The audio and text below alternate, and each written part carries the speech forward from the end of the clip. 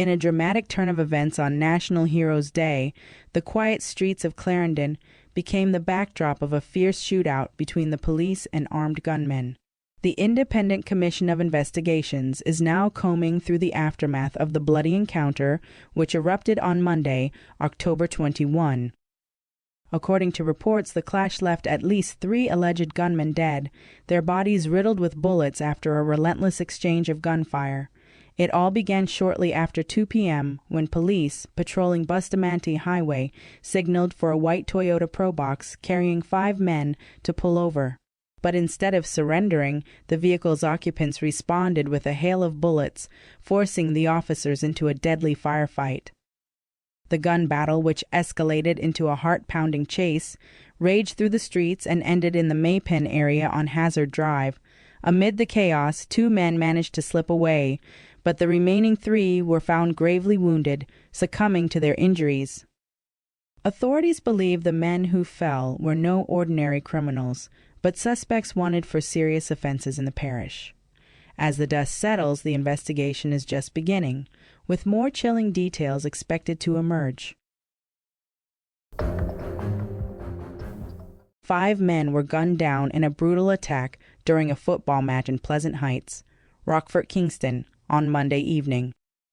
The peaceful game turned into a nightmarish scene sometime after 8 p.m. when shots rang out, sending players and spectators into chaos. Superintendent Tommy Lee Chambers, head of the Kingston Eastern Police, described it as a friendly football match that quickly descended into violence. The exact number of injured remains uncertain, but Assistant Commissioner Donovan Graham, head of Area 4 Police, revealed that several victims were rushed to the hospital in critical condition. Pleasant Heights, once known as Waurika Hills, has a dark history, its name synonymous with violent gang wars that have plagued the area for years. Monday night's carnage raises unsettling questions about whether old rivalries are reigniting. Superintendent Chambers, while hesitant to draw immediate conclusions, admitted it was too early to tell if gang warfare was behind the bloodshed. However, she noted efforts to curb crime had shown progress because Rockford had been peaceful for the past 2 years. The quiet night on Jordan Road, Kingston 13, was shattered by a horrifying act of violence on Sunday. Shaquila Mitchell, a 28-year-old makeup artist, was brutally murdered right at the gate of her home. At around 7:35 p.m., Mitchell was seated at her gate when unknown assailants struck with chilling precision. Moments later, her lifeless body was rushed to the hospital, where she was tragically pronounced dead. The reason behind the heartless attack remains a mystery, leaving both her loved ones and the community grasping for answers. Now, detectives from the Hunts Bay Criminal Investigation Branch are delving into the dark corners of this crime, hoping to uncover the truth. In a shocking twist of events, a 31-year-old vendor now faces serious charges after allegedly turning a simple taunt into a brutal attack on a group of boys in Trelawney earlier this month. Troy Adamson, hailing from the ghetto district in St. Anne's Bay, St. Anne, has been charged with wounding with intent after the October 9 incident that unfolded on the Martha Bray Main Road, as confirmed by police on Monday.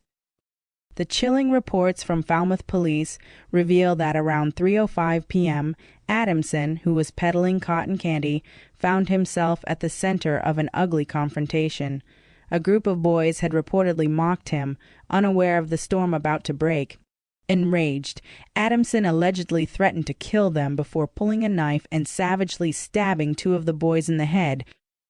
The boys tried to escape, but Adamson, fueled by fury, reportedly chased them down, delivering more vicious blows to their faces before fleeing on foot.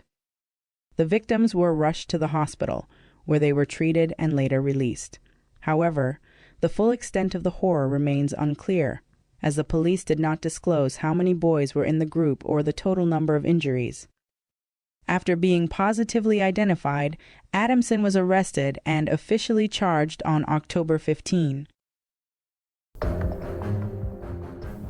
Dancehall megastar Vybz Kartel is experiencing a surge of overwhelming demand for performances following his long-awaited release from prison after 13 years. The anticipation is reaching fever pitch for his first post-prison concert, Freedom Street, set to ignite the stage at the National Stadium in Kingston, Jamaica on New Year's Eve, December 31. But the fireworks won't stop there. Kartel has hinted at an explosive performance tour in Africa, set to kick off in early 2025. In a dramatic twist, Kartel shared this news in a social media video during a conversation with Ghana's Deputy Director of Diaspora Affairs, Miss Nadia Adongo. With undeniable excitement, the dancehall icon revealed plans to touch down in Ghana in February 2025. He praised President Nana Akufo-Addo and the vibrant spirit of the Ghanaian people fueling the anticipation of fans. And the momentum doesn't stop at Ghana. Kartel is taking his fiery dancehall energy across the continent, adding Kenya and Zimbabwe to his tour itinerary.